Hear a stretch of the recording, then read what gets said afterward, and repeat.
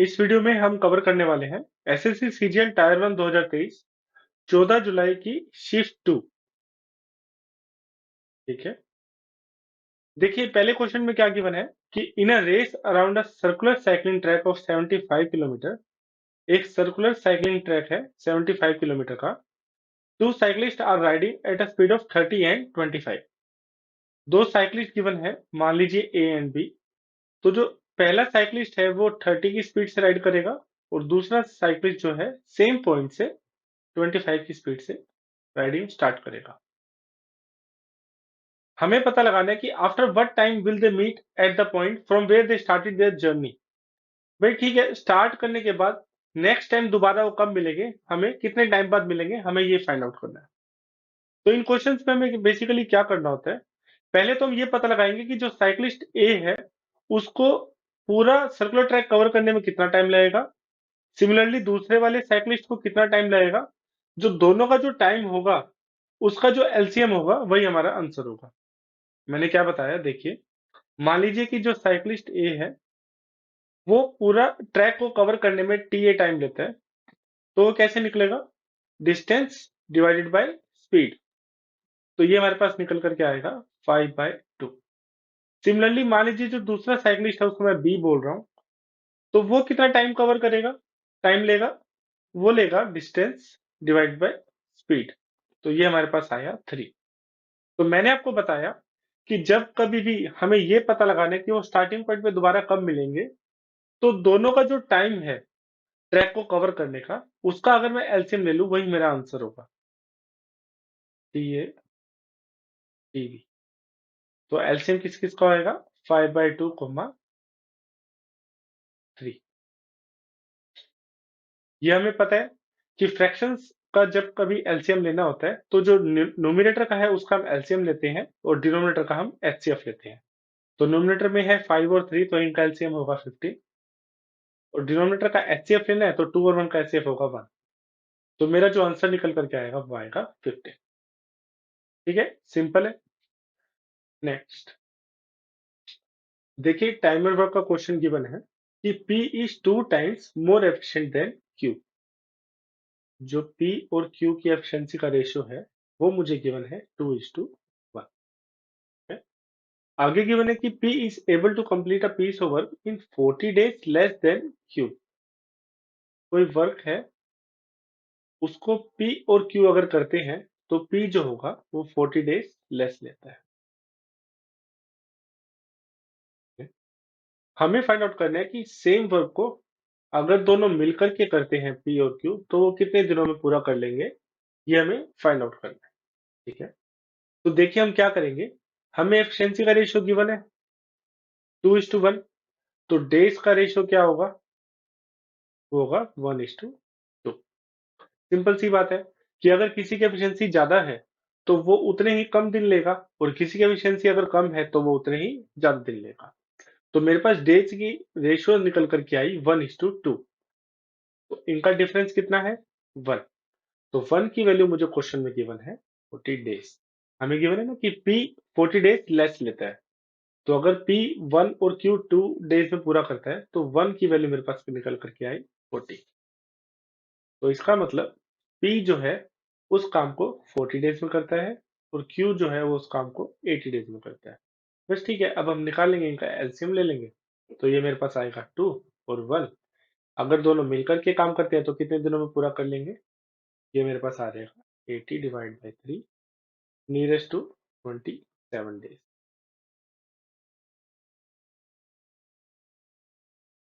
तो इसका आंसर होगा C। इस क्वेश्चन में क्या गिवन है कि in an election 2% persons enrolled in the voter list did not participate and 500 votes were invalid and two candidates A and B fought the election and A defeated B by 200 votes।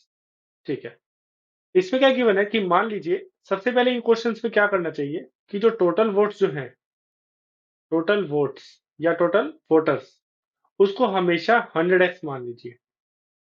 ठीक है, अभी जितने लोगों ने, जितने voters थे उसमें से 2% लोगों ने वोट नहीं डाला, इसका मतलब वोट्स कितने लोगों ने डाला, 98x। अभी जिन लोगों ने वोट डाला उनमें से 500 वोट्स इनवैलिड थे, तो अगर मैं इसमें से 500 माइनस कर दूंगा तो मेरे पास क्या आ जाएंगे, वैलिड वोट्स। क्या निकल कर क्या आ जाएंगे, वैलिड वोट्स।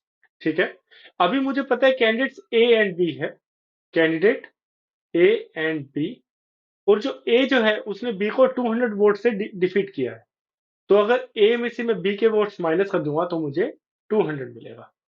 इतना क्लियर है।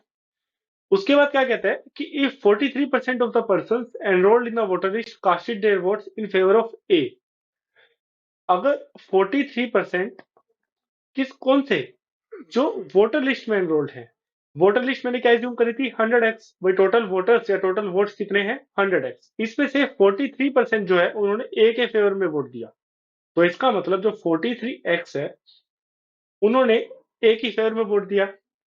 अभी जो रिमेनिंग जो वोट्स होंगे वो बी की फेवर में आए होंगे, इसका मतलब जो वैलिड वोट्स थे, वैलिड वोट्स में से 43x तो ए की फेवर में डाल गए, तो जो रिमेनिंग वोट्स होंगे उन्होंने ही वही तो बी की फेवर में डले होंगे, तो अगर इसमें से मैं 43x माइनस कर दूंगा तो मेरे पास क्या बचेगा, 55x माइनस 500।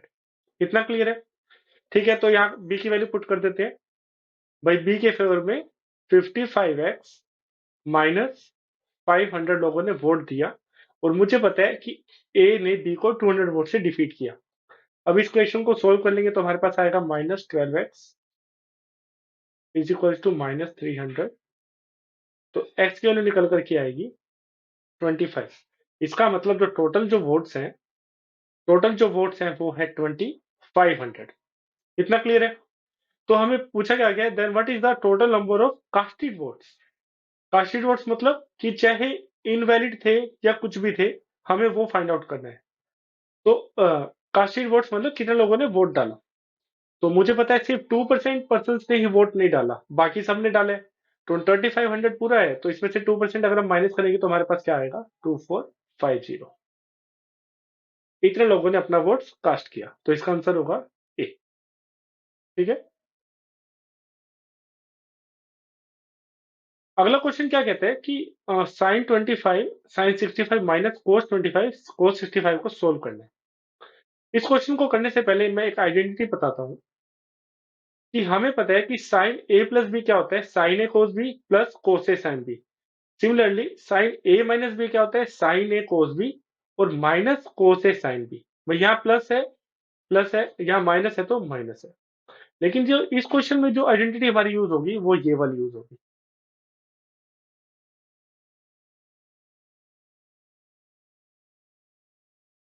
ठीक है, अब देखते हैं वो कैसे। देखिए, अगर मैं इस एक्सप्रेशन में से माइनस को कॉमन ले लूं तो मेरे पास क्या बचेगा, ये माइनस कॉमन ले लूंगा तो मेरे पास आ जाएगा cos 25 cos 65 minus sin 25 and sin 65। इतना क्लियर है। ठीक है, अब इसको देखिए, मैंने क्या लिखा था, cos ए cos बी माइनस sin ए sin बी की वैल्यू क्या होगी, cos ए प्लस बी। यहां भी वही है, cos ए cos बी माइनस sin ए sin बी। तो इसका मतलब इसकी जो वैल्यू निकल करके आएगी वो आएगी cos of a plus b. तो ए प्लस बी क्या होगा, 25 प्लस 65 90, cos 90 जीरो होते तो इसकी वैल्यू क्या आ जाएगी, जीरो। ऑप्शन सी करेक्ट होगा। ठीक है, तो बेसिकली ये जो चार आइडेंटिटी है इसके ऊपर काफी क्वेश्चंस पूछे जाते हैं, सीधा यूज हो जाती है। कई बार क्या होता है कि हमें एक्स की टर्म से क्वेश्चंस गिवन होता है, तो उसमें क्या हम एंगल्स को जीरो मान लेते हैं या कभी 90 एज्यूम कर लेते हैं, वो केस टू केस डिपेंड करता है। लेकिन इस क्वेश्चन में डायरेक्ट वैल्यूज गिवन थी, तो हमने डायरेक्ट ये वाली आइडेंटिटी यूज करी और हमारा क्वेश्चन सोल्व हो गया। ठीक है, अगला देखते हैं। अगले क्वेश्चन में क्या गिवन है कि population of village D in 2020 was 10,500, what was the population of village A. तो पॉपुलेशन का क्या है, हमें एक पाई चार्ट गिवन है, उसमें 6 विलेज की पॉपुलेशन 2020 में परसेंटेज वाइज गिवन है।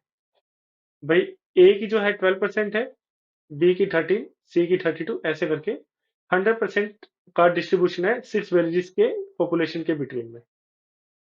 तो हमें क्या कहना है कि भाई हमें गिवन है कि जो पॉपुलेशन ऑफ विलेज डी है वो थी 10,500। तो हमें निकालनी है कि पॉपुलेशन ऑफ विलेज ए क्या होगी। भाई डी की वैल्यू मुझे पता है 8%, तो 8% की वैल्यू है 10,500 और हमें किसकी निकालनी है, ए की। ए है 12%। ठीक है, सिंपली तो कैलकुलेशन जैसा हो गया। अगर 4% क्या होगा, 5250, तो इसमें अगर मैं 5250 ऐड करूंगा तो मेरे पास आ जाएगा 05751, 15750। ऑप्शन बी करेक्ट होगा। ठीक है, सिंपल है कि हमें 8% की वैल्यू पता है इतनी है, तो 12% की निकालनी है। तो मैंने क्या किया, 4% इसका हाफ होगा, तो हाफ किया तो 5250, 12 क्या होगा, 8 + 4, तो ये मेरे पास आ जाएगा 15750। अगला क्वेश्चन, इस क्वेश्चन में हमें वैल्यू निकालनी है व्हेन एक्स एंड वाई की, ये वैल्यू। ठीक है, तो इसमें हम क्या करेंगे, इन दो टर्म्स को और इन दो टर्म्स में हम कॉमन ले लेंगे। जैसे इसमें मैं कॉमन ले सकता हूँ 2x², मेरे पास आ जाएगा 32x प्लस 38 प्लस 19y। और दूसरी टर्म से मैं क्या ले रहा हूँ, y² कॉमन ले लेता हूँ, तो मेरे पास क्या बचेगा, 20x प्लस वाई। ठीक है, इससे बेनिफिट क्या होगा कि अगर मान लीजिए मैं कॉमन नहीं लेता और मैं डायरेक्ट वैल्यू पुटिंग करता हूँ, तो क्या कैलकुलेशंस थोड़ी क्यूब्स में हो जाएगी। तो कुछ कैलकुलेशन को इजी करने के लिए मैंने क्या किया, यहाँ से x² कॉमन ले लिया और यहाँ से y² कॉमन ले लिया। ठीक है, अब वैल्यू पुटिंग कर लेते हैं। भाई x की वैल्यू 3 गिवन है और y की वैल्यू -4 गिवन है, तो 3 हम x की जगह पुट करेंगे तो मेरे पास आएगा 9, ये मिलेगा मुझे 96 -76 प्लस y² दैट इज 16, 360 -4, तो ये मेरे पास आएगा 18, 20 प्लस 16 इंटू 56। तो इसको सोल्व कर लेंगे तो ये मेरे पास आ जाएगा 360 प्लस, ये हो जाएगा 560 प्लस 336, तो ये हो जाएगा 896। तो 896, तो ये मेरे पास निकल करके आ जाएगा 6512। तो ऑप्शन डी इसका करेक्ट आंसर होगा। ठीक है, सिंपली बस ये स्टेप थोड़ा ध्यान देने वाला है एग्जाम के टाइम में कि भाई x² कॉमन ले लीजिए, y² कॉमन ले लीजिए और फिर सोल्व करना इजी रहेगा। इसमें हम एक चीज और भी कर सकते हैं कि जैसे यहाँ पे मुझे दिख रहा है कि ये 4x का क्यूब बन सकता है और ये y का क्यूब बन सकता है, तो इसका मतलब इस एक्सप्रेशन को मैं कुछ x प्लस वाई क्यूब की फॉर्म में मैं कन्वर्ट कर दूं, तो इस वे से भी मैं इसको सोल्व कर सकता हूँ। वैसे रिकमेंडेड तो यही है कि एग्जाम में इसी में प्रोसीड करना, लेकिन जस्ट कंसेप्ट के लिए आप ये चीज भी कर सकते हैं। कैसे, कि मुझे पता है कि x प्लस वाई का होल क्यूब जो होता है वो होता है x³ plus y cube plus 3xy into में x प्लस वाई। अगर मैं इन टर्म्स को सोल्व करूंगा तो मेरे पास क्या आएगा, पहले मैं इसको इससे मल्टीप्लाई करूंगा तो 3x² आएगा, फिर इसको इससे मल्टीप्लाई करूंगा तो मेरे पास 3xy² आएगा, और ये वाई क्यूब को मैंने यहाँ लिख दिया। तो इस इक्वेशन को मैंने थोड़ा इस वे में थोड़ा कन्वर्ट कर दिया। अब क्वेश्चन में हमें क्या गिवन था कि 64x³ plus 38x² plus 20xy² plus y cube. अगर मैं इसको और इसको कंपेयर करूंगा तो मुझे दिखेगा कि भाई जो पहली टर्म है उसका मुझे होल क्यूब अगर लेना होगा तो वो 4x होगा, 4x का होल क्यूब, और लास्ट टर्म जो है वो y cube as it is है, वाई क्यूब है। लेकिन अगर मुझे ये वाली टर्म चाहिए 3x²y, तो मुझे 3x²y के लिए क्या करना होगा, 3x की जगह मैंने यहाँ क्या लिया है 4x, तो यहाँ मैंने लिख दिया 4x² एंड इंटू में y एज इट इज, तो ये मेरे पास आ जाएगा 16x² into 3 that is 48x²y। अगर मुझे इस क्वेश्चन में 38 की जगह 48x² दिया होता तो मैं डायरेक्ट उसको इस फॉर्म में लिख सकता था, लेकिन अगर मुझे इसको 48x² मानना होगा तो मुझे 10x² ऐड करना होगा और 10x² माइनस करना होगा।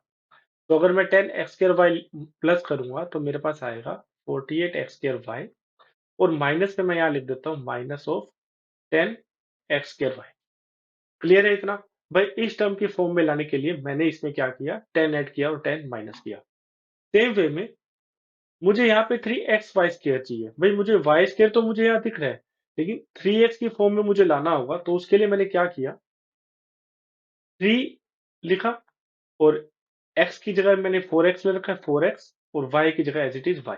तो मेरे पास आया 12xy², लेकिन यहाँ पे मुझे गिवन है 20xy, तो मुझे यहाँ एक्स्ट्रा वैल्यू गिवन है। तो मैं क्या करूंगा, इसको ब्रेक कर दूंगा।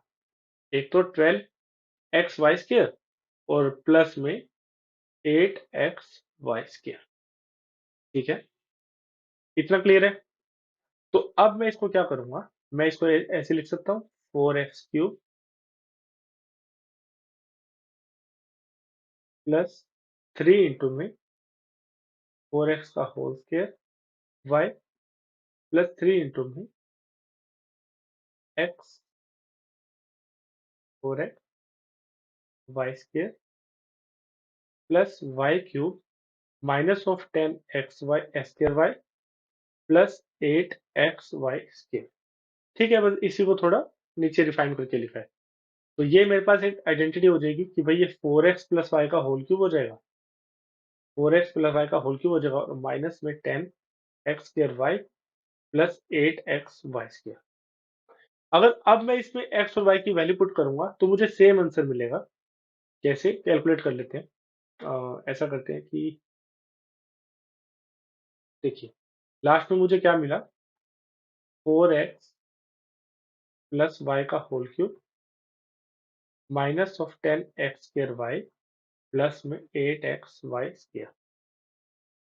ठीक है, और x की 3 और y की -4 गिवन है, x की 3 और y की -4। तो वैल्यू पुटिंग कर लेते हैं। 3 आएगा तो 4 3 12, -4 that is 8³ minus of 10x² that is 9, 4 y की जगह -4 प्लस 24 16। तो ये मेरे पास आ जाएगा 8 का क्यूब 512 प्लस 360 प्लस 240। ये मेरे पास आ जाएगा 384। बस इसको ऐड कर दूंगा तो मेरे पास क्या आएगा, 1186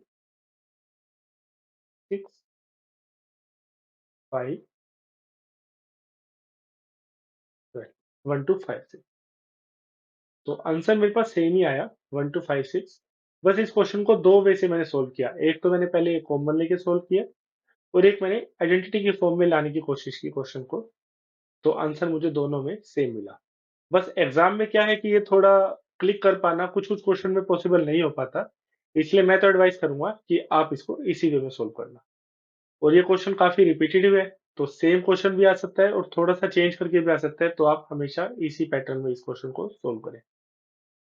ठीक है, अगला देखते हैं।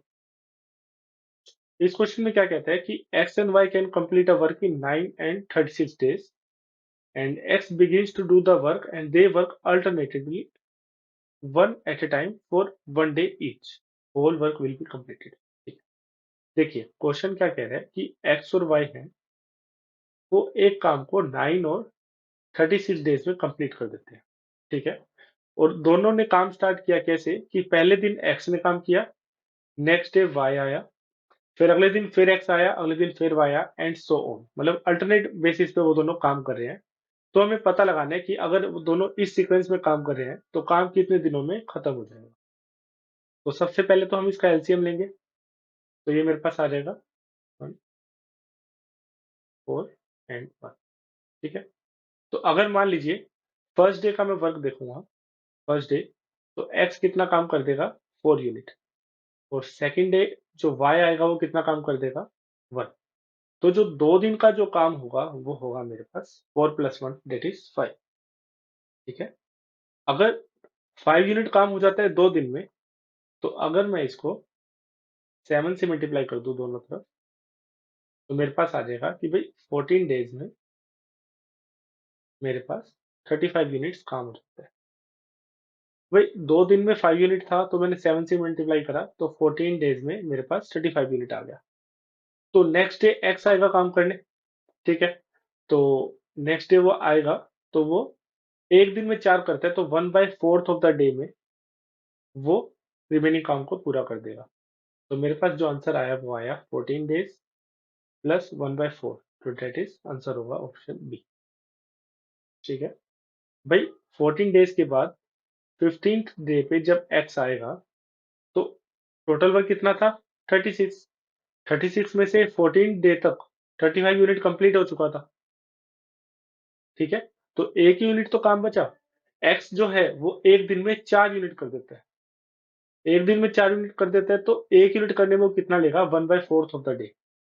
तो 1/4 ऑफ द डे लेगा, तो टोटल टाइम कितना लगा काम को पूरा करने में? 14 प्लस 1/4, तो ऑप्शन बी इसका करेक्ट आंसर होगा, ठीक है, सिंपल है। इस क्वेश्चन में गिवन है कि एक shopkeeper uses 940 gram weight in place of 1 kg weight and he sells it at 4% profit, then what will be the actual profit percentage? ठीक है, ये क्या फॉल्स वेट वाले कैटेगरी वाले क्वेश्चन है। इसमें हमें क्या देखना होगा कि देखिए जो शॉपकीपर है ना, वो दो तरीके से प्रॉफिट कमा रहा है। कैसे? पहले तो वो एक फॉल्स वेट का यूज कर रहा है। फॉल्स वेट का क्या मतलब है कि भाई कस्टमर को तो बोल रहा है कि मैं तेरे को 1000 ग्राम दे रहा हूँ, लेकिन एक्चुअली में उसको 940 ग्राम ही दे रहा है। ये तो पहला। दूसरा, वो एक्चुअल में 4% प्रॉफिट मार्जिन भी लेके चल रहे हैं। तो दो स्टेप में वो प्रॉफिट लेके चल रहा है। तो इस क्वेश्चन में हम कैसे करेंगे कि देखिए जो 940 ग्राम है उसमें वो +60 का प्रॉफिट ले रहा है और उसको 1000 कर रहा है। तो अगर मैं इसको सोल्व करूंगा तो मेरे पास आएगा 47 में 50। ये तो पहला प्रॉफिट है। दूसरे में वो क्या कर रहा है? 4% प्रॉफिट। 4% प्रॉफिट का क्या मतलब है कि 100 पे 104। क्लियर? तो मैं क्या करता हूँ, इसको यहां लिखता हूँ कि 100 पे 104। वो दो तरीके से प्रॉफिट ले रहे हैं। इसको थोड़ा सोल्व कर लेते हैं, तो ये मेरे पास आएगा 2 और ये आएगा 52। तो इफेक्टिवली जो उसका प्रॉफिट है वो क्या है? 47 पे 52 का। तो +5 का उसको प्रॉफिट मिल रहा है कितने पे? 47 पे। यही उसका एक्चुअल प्रॉफिट परसेंटेज होगा। कैसे? कि 5 डिवाइडेड बाय 47 इंटू में 100। बस ये इसको सोल्व करना है। इसको सोल्व कर लेते हैं, तो ये आएगा हमारे पास 1,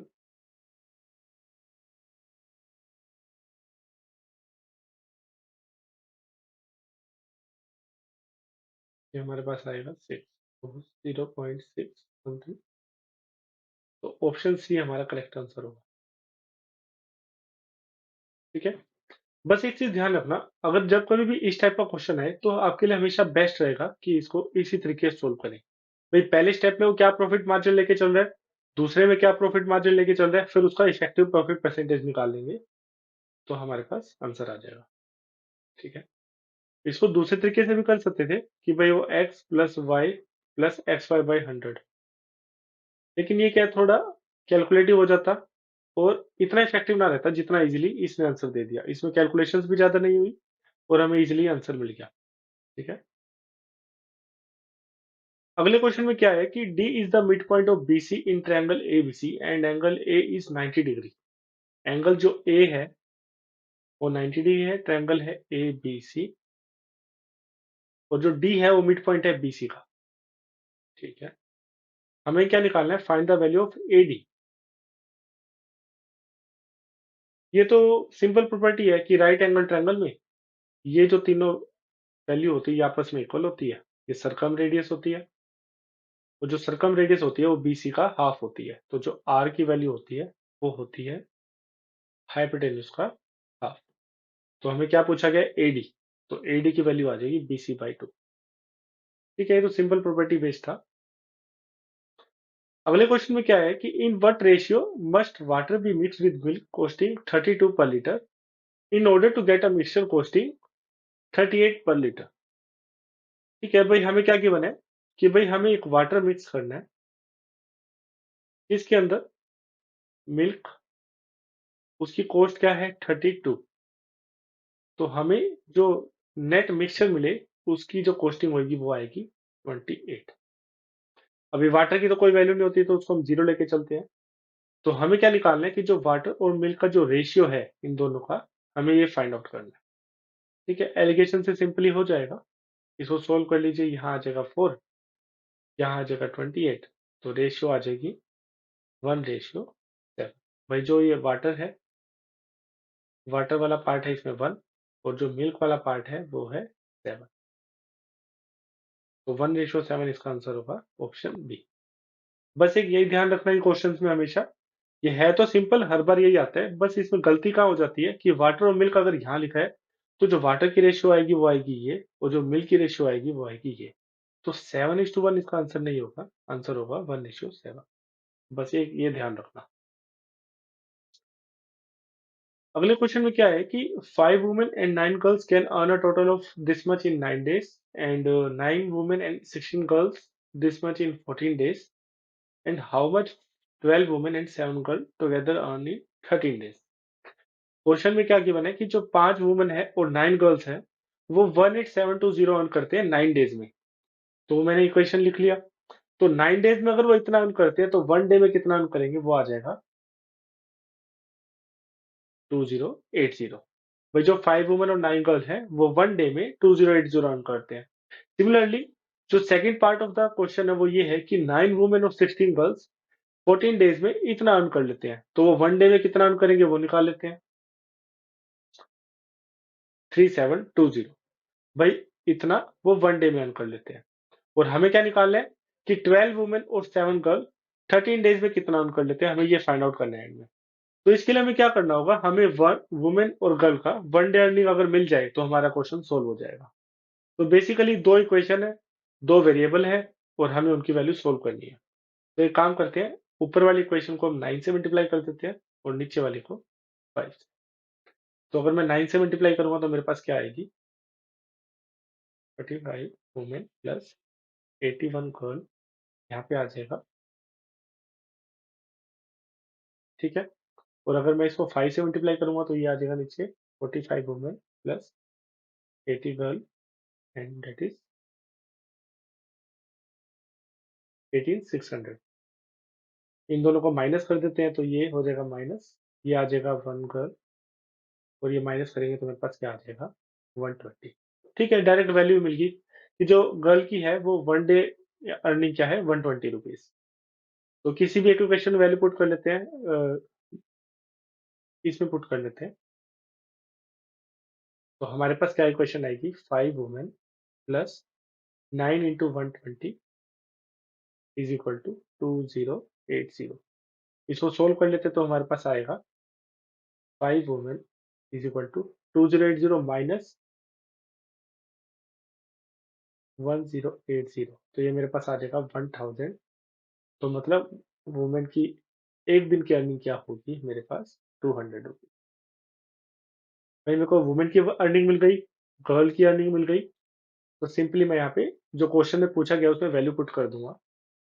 तो मेरे पास क्या आएगा, 12 वुमेन, वुमेन की मेरे पास वैल्यू क्या निकल करके आई एक दिन की अर्निंग की, 200 प्लस 7 इंटू गर्ल की 1 डे अर्निंग क्या थी 120, तो ये मेरे पास आएगा 2400 प्लस 840, ये आ जाएगा 0443240, और इनका 13 डेज का अर्निंग क्या होगा। सिंपली सोल्व करना है, तो देख लीजिए कौन सा ऑप्शन रहेगा, वही हमारा आंसर होगा। तो इसको ऐसे कर सकते हैं कि भाई 32400, और 3 से मल्टीप्लाई करेंगे तो ये आ जाएगा 30, तो मेरे पास आंसर आ जाएगा 021124 ऑप्शन डी इसका करेक्ट आंसर हो। कुछ नहीं था, बस थोड़ा सोल्व करना था, दो इक्वेशन थी, दो वेरिएबल थी, वो निकाल के जो क्वेश्चन में जो पूछा गया था कि भाई लास्ट में अर्निंग क्या होगी, हमने सिंपली वही फाइंड आउट किया और कुछ नहीं किया। ठीक है, सिंपल सा क्वेश्चन था। अगला देखते हैं, इसमें क्या कहता है कि एक स्टोर ओनर है, वो डिस्काउंट कितना देता है सक्सेसिव, 20% एंड 25%। और दूसरा, पहले तो ऐसा करते हैं, हमें सक्सेसिव डिस्काउंट पता है कि भाई एक तो वो 20% और उसके ऊपर वो 25%, ये सक्सेसिव डिस्काउंट परसेंटेज है उसकी। ठीक है। उसके बाद एक डिस्काउंट वो क्या देता है कि भाई एक रिवॉर्ड पॉइंट स्कीम है कि जो कोई कस्टमर आएगा उसको हर रिवॉर्ड पॉइंट पे 10 पैसे का उसको फ्री मिलेगा, मतलब 10 पैसे उसके कम हो जाएंगे बिल से। तो आगे क्या बोल रहे हैं कि a customer decide to buy a laptop that is marked at 72,000, what will be the net selling price if he has 2850 reward points. ठीक है। तो देखिए सबसे पहले तो क्या है, जो मार्क प्राइस हमें गिवन है वो है 72,000। अभी इसके ऊपर तीन डिस्काउंट लगेंगे। कैसे? पहला तो डिस्काउंट लगेगा 20% का, दूसरा डिस्काउंट लगेगा 25% का, तीसरा डिस्काउंट परसेंटेज में ना होके वैल्यू में होगा। वैल्यू में कैसे? इसने बोला था कि भाई एक रिवॉर्ड पॉइंट की वैल्यू है 10 पैसा, तो 10 रिवॉर्ड पॉइंट की वैल्यू क्या होगी? 1 रुपया। तो इसका मतलब 2850 जो रिवॉर्ड पॉइंट होंगे उसकी वैल्यू क्या आएगी? 285 रुपये। भाई 72,000 मार्क प्राइस में पहले मैं ये डिस्काउंट परसेंटेज लगाऊंगा, फिर ये लगाऊंगा, और जो मुझे वैल्यू मिलेगी उसमें माइनस करूंगा मैं इतना अमाउंट, तब जाके मुझे कस्टमर का कॉस्ट प्राइस मिलेगा, मतलब शॉपकीपर का सेलिंग प्राइस। ठीक है। हमें यही फाइंड आउट करना है। तो 20% डिस्काउंट का क्या मतलब है कि -1/5। अगर 5 है तो 4 है, और 25% का क्या मतलब है? -1/4। तो 4 है तो 3। ठीक है। सोल्व कर लेते हैं। इसका मतलब अगर 20 है तो 12 है। तो सिंपली क्या करना होगा कि ऐसा कर लेते हैं ना इसको, कि ये 10 6, अगर 10 की चीज की वैल्यू है तो उसके ऊपर अगर 20% और 25% का डिस्काउंट परसेंटेज लगाएंगे तो नेट वैल्यू हमारे पास 6 आएगी। 10 पे 6 है तो 72,000 पे क्या आएगी? 6/10। तो ये आ जाएगा मेरा 0 43,200। ठीक है। तो इसको ऐसे भी लिख सकते हैं कि 1 पे 6/10 और 72,000 पे क्या होगा? 6/10 इंटू 72,000। ये आ गया। अभी इसमें -285 रुपीज करेंगे तो मेरे पास जो सेलिंग प्राइस आ जाएगा शॉपकीपर का वो आएगा 51,924, 42,915। Option B is the correct answer. ठीक है, मैं समराइज कर देता हूँ थोड़ा। इस क्वेश्चन में तीन चीज थी क्या, कि पहला जो डिस्काउंट था, सक्सेसिव डिस्काउंट गिवन था 20%, 25%, और तीसरा जो डिस्काउंट था वो रिवॉर्ड पॉइंट्स के रूप में था। रिवॉर्ड पॉइंट्स का क्या दे रखा था क्राइटेरिया, कि भाई हर रिवॉर्ड पॉइंट पे 10 पैसे का उसको डिस्काउंट मिलेगा। तो 2850 रिवॉर्ड पॉइंट्स थे, इसका मतलब 285 रुपीज डिडक्ट होंगे, और दो सक्सेसिव डिस्काउंट लगाने के बाद। तो मैंने देखा कि भाई 20% से क्या होगा? 5 4, 25% से क्या होगा? 4 2 3। इसको मैंने सोल्व किया तो मेरे पास वैल्यू निकल करके आई कि 10 to 6 होगा। तो अगर 10 to 6 होगा तो 72,000 का क्या हो जाएगा? 43,200। और उस वैल्यू में मैंने तीसरा -25 रुपीज माइनस कर दिया, तो मेरे पास क्या वैल्यू निकल करके आई? 42,915। तो ऑप्शन बी इसका करेक्ट आंसर होगा। ठीक है। अगला क्या है कि what is the value if a plus b plus c equal to 0। ये तो आइडेंटिटी बेस है कि भाई अगर a प्लस बी प्लस सी की वैल्यू अगर 0 होती है तो हमें पता है कि a³ plus b³ plus c³ की वैल्यू क्या होती है? 3 times of a b c। तो ऑप्शन सी इसका करेक्ट आंसर होगा। ठीक है, सिंपली आइडेंटिटी बेस्ड था ये तो। देखिए इसमें एक्सप्रेशन गिवन है, इसको हमें सोल्व करना है। ठीक है, और चार ऑप्शंस गिवन है। तो पहले तो हम एक काम कर सकते हैं कि हम इसमें बाय वैल्यू पुटिंग इसको सोल्व करें। ठीक है, बाय वैल्यू पुटिंग।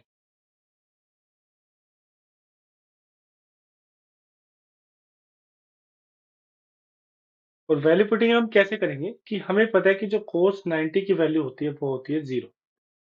तो या तो मैं a की जगह 54 रखूंगा तो मेरे पास ये टर्म 0 हो जाएगी, या फिर मैं a की जगह 36 लिखूंगा तो मेरे पास ये टर्म 0 हो जाएगी। तो मैं एक काम करता हूँ, मैं a की जगह 54 ले लेता हूँ। ठीक है।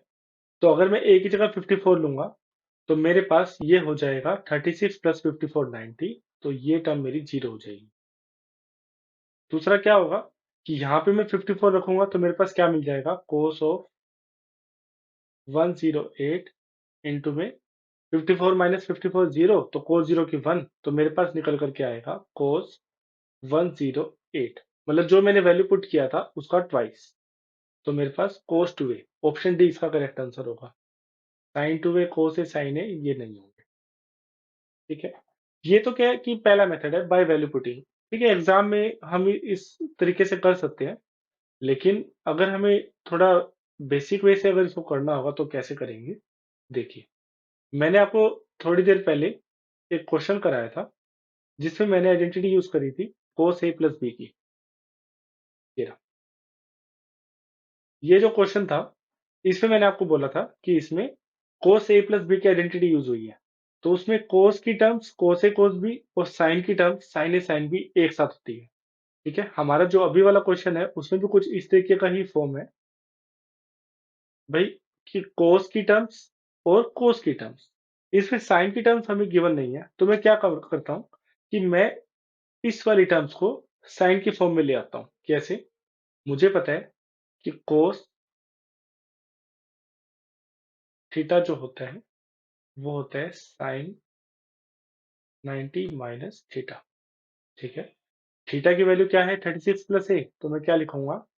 cos ऑफ 36 प्लस ए की वैल्यू क्या होगी? sin थीटा की जगह 36 प्लस ए लिखूंगा, तो 90 माइनस 36 प्लस ए, 90 माइनस 36 प्लस ए, ये मेरे पास क्या निकल करके आएगा? साइन ऑफ 54 माइनस ए। भाई इस टर्म को मैंने साइन 54 माइनस ए बना दिया। दूसरा मैं क्या करूंगा? cos 36 माइनस ए। भाई cos 36 माइनस ए को मैं अगेन साइन 90 माइनस थीटा में पुट करूंगा, तो साइन 90 माइनस 36 माइनस ए। तो ये मेरे पास क्या आएगा? Sine of minus 36 that is 54, minus minus plus हो जाएगा, तो 54 प्लस ए। ठीक है, मैंने इन दो टर्म्स को साइन में कन्वर्ट कर लिया, तो मेरे पास जो एक्सप्रेशन बन के निकलेगी वो क्या निकलेगी? भाई ये मेरे पास आया sine 54 minus A, sine 54 minus A और साइन 54 प्लस ए, और दूसरी टर्म एज इट इज भाई cos 54 plus A and cos 54 minus A. ठीक है, तो मुझे क्या मिला? cos a cos b, cos a cos b plus sin a sin b। भाई cos a cos b plus sin a sin b का क्या फॉर्मूला था? cos a cos b plus sin a sin b, तो इसका formula है cos of a minus b। ठीक है, तो मैं डायरेक्ट लिख देता हूँ कि ये मेरे पास होगा cos of a minus b, cos of a minus b, तो 54 plus a minus of 54 minus. ठीक है, cos of a minus b, इसको सोल्व करूंगा तो मेरे पास क्या निकल कर क्या आएगा? 54 से 54 कट जाएगा, that is twice of a। ठीक है, तो यही ऑप्शन डी ही मेरे को दोबारा मिल गया। तो एक चीज है कि भाई same equation same formula based एक एक शिफ्ट में दो क्वेश्चन मुझे मिले। भाई पहला क्वेश्चन तो इसके ऊपर बेस्ड था और दूसरा क्वेश्चन इसके ऊपर बेस्ड था। ठीक है, अगला देखते हैं। ठीक है, वैल्यू पुटिंग से तो इजीली हो ही गया था, ये जस्ट मैंने आपको थोड़ा बेसिक सा बताया।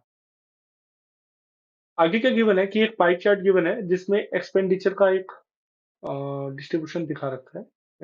ठीक है, बुक बाय द पब्लिशर, एक बुक बुक पब्लिश करने में क्या क्या एक्सपेंडिचर होता है। तो हमें फाइंड आउट क्या करना है? What is the difference between angle of pie chart showing the expenditure incurred of binding and printing. ठीक है, तो जो बाइंडिंग है, बाइंडिंग कौन सा है? ये वाला, और this one, this one is binding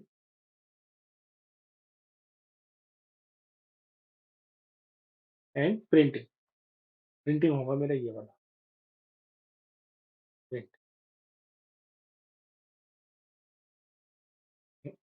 तो मुझे क्या पता लगाना है कि भाई जो इन दोनों के जो डिफरेंस होगा एक्सपेंडिचर का, इसका एंगल क्या होगा। तो मुझे पता है कि जो 100% है उसका जो एंगल पाई चार्ट में आता है वो होता है पूरा 360 डिग्री। ठीक है, 100% अगर है तो उसकी वैल्यू क्या होगी मेरी पूरी 360। और बाइंडिंग और प्रिंटिंग के परसेंटेज का डिफरेंस कितना है 5%। तो 100% की मुझे वैल्यू पता है 360। तो 10% की होगी 36। तो 5% की होगी 18 डिग्री। तो ऑप्शन सी इसका करेक्ट आंसर होगा। ठीक है, सिंपल था। पाई चार्ट में जब भी एंगल और परसेंटेज का कन्वर्जन आए तो माइंड में यही रखना कि जो 100% होगा वो 360 के कोरेस्पॉन्डेंस होगा। ठीक है, सिंपल सा था। अगला देखते हैं। इफ टोटल सरफेस और area of cube is 24 and what is the volume. भाई टोटल सरफेस एरिया का मुझे फॉर्मूला पता है 6a² होता है। 6a² की वैल्यू गिवन है 24। तो a² की वैल्यू आ गई, a² की वैल्यू आ गई 4। इसका मतलब a की वैल्यू आ गई 2। वॉल्यूम निकालना, वॉल्यूम होता है a³। तो a³ आ जाएगा मेरा 8। ऑप्शन ए करेक्ट होगा। ठीक है, ये क्या हमें सिंप्लीफाई करना है। ये टर्म है, ठीक है, सिंप्लीफाई कर लेते हैं। पहले हम ऑफ को कर लेंगे, फिर डिवाइड को कर लेंगे, देन मल्टीप्लाई। ठीक है, देखते हैं। पहले ये टर्म आएगा तो ये आ जाएगा मेरा 24/5 डिवाइडेड बाई 3/5 इंटू 5 करूंगा, प्लस 4/5 इंटू 3/10 माइनस 1/5। इसको सोल्व कर लेते हैं तो ये आ जाएगा 3 डिवाइड बाई 3 आएगा तो 8/5 प्लस ये मेरे पास आ जाएगा 2/5। तो 6/25 माइनस 1/5। एलसीएम ले लेंगे। 25 40 प्लस 6 माइनस 5। ये मेरे पास आ जाएगा 41/25। या इसको थोड़ा मिक्स फ्रैक्शन में लिखेंगे तो आएगा 116/25। तो ऑप्शन सी करेक्ट हो। ठीक है, सिंपल सा था, सिंप्लीफाई करना था। अगला कॉन्ग्रुएंसी के ऊपर है। क्या गिवन है कि भाई ट्रायंगल ए बी सी और पी के और कॉन्ग्रुएंट ट्रायंगल्स हैं such that angle A is equal to angle P is equal to 90 degree. भाई दो ट्रायंगल गिवन है ए बी सी और P Q are.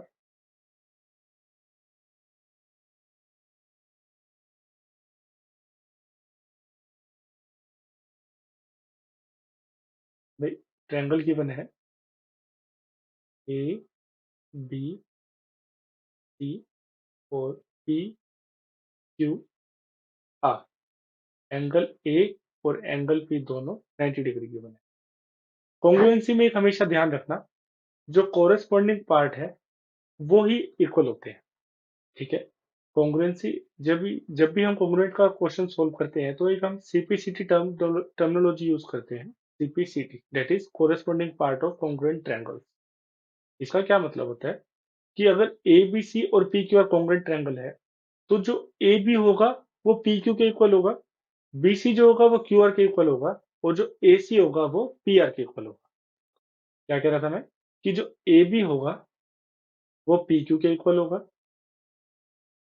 B C जो होगा वो क्यू आर के इक्वल होगा, एंड सिमिलरली जो ए सी की वैल्यू होगी वही पी आर की वैल्यू होगी। बस यही एक हमें ध्यान रखना है हमेशा। कॉन्ग्रुएंसी में सीपीसीटी का मोस्ट ध्यान रखना है और उसके ऊपर सीधे क्वेश्चन पूछे जाते हैं। ठीक है, आगे क्या गिवन है कि बीसी की वैल्यू जो है वो 13 है। बीसी की वैल्यू क्या है 13, और पी आर की वैल्यू क्या गिवन है 5। पी आर की वैल्यू क्या गिवन है 5। Find the value of A B. ठीक है, राइट एंगल ट्रायंगल लगाना है कि ये 13 है तो ये भी 13 होगा, तो ये आ जाएगा 12। तो ये दोनों आपस में इक्वल है तो ए बी की वैल्यू क्या आ जाएगी 12। 12 इसका आंसर। ठीक है, बस एक सीपीसीटी का ध्यान रखना है हमेशा कॉन्ग्रुएंसी वाले क्वेश्चन में। ये मीन प्रोपोर्शन पूछा गया है बिटवीन 7 एंड 112। तो मीन प्रोपोर्शन कैसे निकालते हैं कि जो दो टर्म्स हैं उनका मल्टीप्लाई का अंडर रूट। तो ये मेरे पास 7 आ जाएगा, under root of 7 into 7 into 6। तो ये मेरे पास आ जाएगा 7 इंटू 4 दैट इज 20। ये मीन प्रोपोर्शन आ जाएगा ऑप्शन बी। ठीक है, सिंपल। इसमें गिवन है कि 4 women and 6 boys can finish a work in same number of days. भाई मुझे पता चला कि जो 4 वुमेन है वो 6 बॉयज हैं, वो एक काम को इक्वल नंबर ऑफ डेज में पूरा करते हैं। तो इससे मुझे वुमेन और बॉय की वर्किंग एफिशिएंसी का रेशियो मिल जाएगा। तो वो क्या निकल कर के आएगा, women boy boy that is 3:2। फिर हमें गिवन है कि अ मैन, मैन नहीं boy, a boy can finish it in 60 days. भाई एक, अगर लड़का अकेले काम करेगा तो वो उस काम को 60 डेज में पूरा कर देगा। तो हमें पता लगाना है कि 5 वुमेन उस काम को कितने दिनों में पूरा करेगी। 5 वुमेन कितने दिनों में पूरा करेगी, हमें ये निकालना है। ठीक है, तो सबसे पहले तो मुझे पता है कि बॉय 60 डेज में करता है। तो बॉय अगर 60 डेज में करेगा और वुमेन की एफिशिएंसी 3/2 है, तो वुमेन जो होगी वो 60 के 2/3 डेज में काम को पूरा कर देगी। तो हमारे पास आएगा 40 डेज। ठीक है, अगर एक वुमेन 40 डेज में उसको काम को करती है तो 5 वुमेन कितने देर में करेगी, 40 divide by 5 that is 8 days. Option C इसका करेक्ट आंसर। ठीक है, सिंपल सा है कि एफिशिएंसी 3/2 है तो डेज भी 2/3 हो जाएंगे। जितनी ज्यादा एफिशिएंसी होगी उतने कम दिनों में वो काम को पूरा करेंगे। अगला देखते हैं, हमें गिवन है कि a 15 centimetre long perpendicular is drawn from the centre of a circle to its कोड 40 centimetre long, find the radius. Okay, एक कोड गिवन है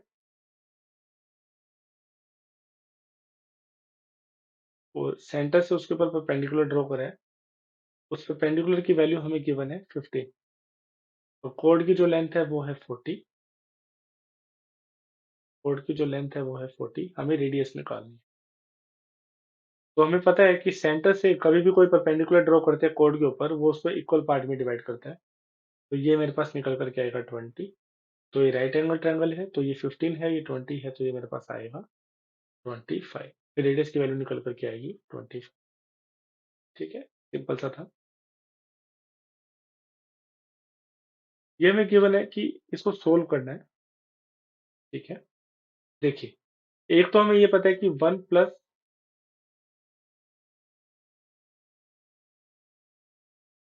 1 प्लस टेन स्क्वायर थीटा की वैल्यू जो होती है वो होती है सेक स्क्वायर थीटा। ठीक है, इतना क्लियर है। तो देखिए, जो कोट स्क्वायर 36 है उसको मैं क्या करूंगा, कोट 90 माइनस थीटा जो होता है वो होता है tan theta. Cot 90 minus theta वो होता है टेन थीटा। तो 90 माइनस थीटा मतलब 90 माइनस थीटा 36 तो 54। तो ये हो जाएगा टेन 54। जो कोट 36 है उसको मैं लिख सकता हूँ टेन 54। ठीक है, अब हम वैल्यू पुट करते हैं। ये मेरे पास क्या निकल कर क्या इक्वेशन कि भाई sec square 54 minus tan tan square 54। ठीक है, तो मैंने आपको अभी बताया था कि 1 प्लस टेन स्क्वायर थीटा होता है सेक स्क्वायर थीटा, टेन वहां जाके माइनस आएगा तो इसकी वैल्यू क्या हो जाएगी 1। तो ये जो पार्ट है एक्सप्रेशन का, इसकी वैल्यू मेरे पास निकल करके आई 1। 1, इतना क्लियर है। आगे देखिए, आगे है 3/2, साइन स्क्वायर 37 है तो ये सेक स्क्वायर 53 है। मुझे पता है कि जो सेक 90 माइनस थीटा होता है वो होता है कोसेक थीटा। ठीक है, तो 53 है, 90 माइनस 53 क्या होगा 37। कोसेक स्क्वायर 37 होगा तो इनवर्स होगा तो नीचे आ जाएगा साइन स्क्वायर 37, तो ये कट जाएगा। तो ये मेरे पास आएगा साइन स्क्वायर 37, सेक स्क्वायर 53 की जगह कोसेक स्क्वायर लिखूंगा, कोसेक स्क्वायर 37 प्लस में 2/√3 इंटू टेन सिक्सटी वैल्यू होती है √3। तो ये मेरे पास एक्सप्रेशन आई 1 + 3/2। ये नीचे जाके साइन हो जाएगा तो ये कट जाएगा, प्लस √3 से √3 कट जाएगा, मेरे पास 2 आया। तो ये मेरे पास आया 3 प्लस 1 + 1/2। तो ये आया 9/2। एलसीएम ले लेंगे तो ये आ जाएगा 249/। ठीक है, ऑप्शन बी इसका करेक्ट आंसर। एसआई का क्वेश्चन है ये। इसमें हमें गिवन है कि SI at same interest rate on 500 for 4 years and 700 for 2 years combined together is rupees 280, then what is the value of R? ठीक है, दो अमाउंट गिवन है कि जो एक पहला अमाउंट है 500 4 साल के लिए और एक अमाउंट है 700 2 साल के लिए। अगर इस पे दोनों में सेम रेट ऑफ रिटर्न लगे, रेट ऑफ इंटरेस्ट लगे, तो जो हमें ऐसा ही मिलेगा उसकी जो वैल्यू है वो है कि 280 रुपीज। ठीक है, हमें आर की वैल्यू निकालनी है। सिंपल है, 500 into R to 4/100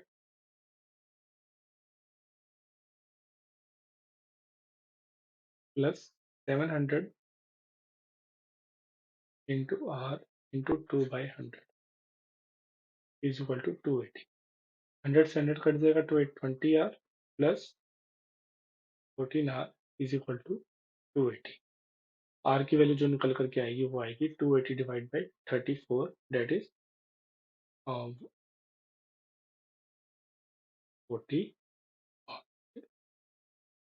140 divide by 7, ये आ जाएगी 35 5/70%। ठीक है, सिंपल सा था।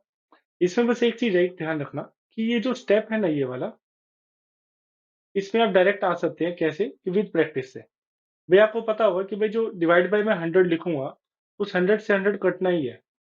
ठीक है, तो बेसिकली क्या होगा, मैं इसको ऐसे लिख सकता हूँ 5 इंटू 4 20 आर सीधा और 7 इंटू 2 14 आर। तो आप ये स्टेप स्किप कर सकते हैं, मतलब वो तो विद प्रैक्टिस हो जाएगा।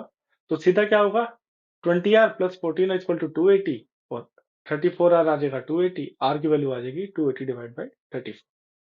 ठीक है, तो ऑप्शन सी इसका करेक्ट आंसर होगा। आगे देखते हैं। A thief steals a van at 3 a.m. and drives it at a speed of 57 kilometre per hour. भाई 3 a.m. पे उसने एक वैन चुराई और 57 की स्पीड से उसने चलानी स्टार्ट कर दी। The thief is discovered at 4 a.m. and owner starts the chase with another van at a speed of 76। भाई 4 बजे ओनर को पता चला कि मेरी वैन चोरी हो गई है और उसने उसका पीछा करना स्टार्ट किया, किस स्पीड से, 76 की स्पीड से। तो at what time will the thief will be caught. तो कुछ इस तरीके से है कि जो 1 घंटे में जो थीफ था वो यहाँ से यहाँ तक पहुंच गया और वो 57 की स्पीड से चल रहा था, इसका मतलब उसने 57 किलोमीटर कवर कर लिया। ठीक है, अभी थीफ यहाँ पहुंच गया है और वो 57 की स्पीड से चल रहा है और जो ओनर है उसने यहाँ से स्टार्ट किया कितने बजे, 4 बजे 4 AM और कितने की स्पीड से, 76। तो बेसिकली देखा जाए तो रिलेटिव स्पीड से हमें इस क्वेश्चन को सोल्व करना है कि भाई एक डिस्टेंस है 57 किलोमीटर, उसको कवर करना है, रिलेटिव स्पीड कितनी होगी, 76 माइनस 57 दैट इज 19। ठीक है, तो 57 किलोमीटर को 19 की स्पीड से कितने टाइम में कवर किया जा सकता है, that is 57 divide by 19 is equal to 3 hours. भाई जो ओनर है वो थीफ को आफ्टर 3 आवर्स कोट कर लेगा। तो 4 AM उसने स्टार्ट किया था प्लस 3, तो आंसर आ जाएगा हमारे पास 7 AM। तो ऑप्शन सी इसका करेक्ट आंसर होगा। ठीक है, ये थीफ पुलिस वाले जो क्वेश्चन है उसमें हमेशा रिलेटिव स्पीड का ही कंसेप्ट यूज होता है। पहले स्टेप में हम क्या करते हैं, भाई थीफ कितना डिस्टेंस ट्रेवल कर लेगा और उस ट्रेवल डिस्टेंस को रिलेटिव स्पीड में कितने टाइम में किया कवर किया जाएगा वो फाइंड आउट हमें करना होता है बेसिकली। ठीक है, ये सिंपल सा एक कंसेप्ट याद रखिए। लास्ट क्वेश्चन है शिफ्ट का कि present age of Rahim is 5 times the present age of his daughter. भाई जो रहीम है और उसकी डॉटर है सविता, उनकी जो प्रेजेंट एज का जो रेशियो है वो है 5:1। 7 years from now Rahim will be 3 times age old age Savita. भाई 7 साल बाद रहीम और सविता का जो रेशियो हो जाएगा 3:1। What is the present age of Rahim. ठीक है, इसमें क्या है, देखिए सिंपली करिए, ज्यादा इसमें कॉम्प्लिकेट करने की जरूरत नहीं है कि भाई ये क्रॉस वाला मेथड करने की कोई जरूरत नहीं है। सिंपल रखिए कि जो रहीम की जो प्रेजेंट एज है मान लीजिए वो 5x है। ठीक है, और सविता की क्या हो जाएगी फिर 1x दैट इज x। तो ऊपर लिख रहा हूं मैं रहीम की, नीचे लिख रहा हूं उसकी डॉटर सविता की। तो भाई जो प्रेजेंट एज है वो उसकी रेशियो है 5x, और 7 साल के बाद आफ्टर 7 ईयर्स उनकी जो एज होगी, जो रहीम की एज होगी और जो सविता की एज होगी, उसका रेशियो होगा 3:1। बस इसको सोल्व करना है। तो मेरे पास क्या आएगा, 5x+7 is equal to 3x+21। तो मेरे पास x की वैल्यू आ जाएगी, 2x की वैल्यू आ जाएगी 14, x की वैल्यू आ जाएगी 7। भाई रहीम की जो एज है वो है 35 प्रेजेंट में, और उसकी जो डॉटर की एज है वो है 7। निकालना क्या है, what is the present age of Rahim. तो ठीक है, वो 35 आया। ऑप्शन बी इसका करेक्ट आंसर है। ठीक है, तो ये क्या है, हमने एसएससी सीजीएल 14 जुलाई की सेकंड शिफ्ट हमने कवर कर ली है। ठीक है, नेक्स्ट वीडियो में हम क्या करेंगे, इस 14 जुलाई की हम थर्ड शिफ्ट को कवर करेंगे। ठीक है, ओके, पढ़ते रहिए, टेक केयर, बाय बाय।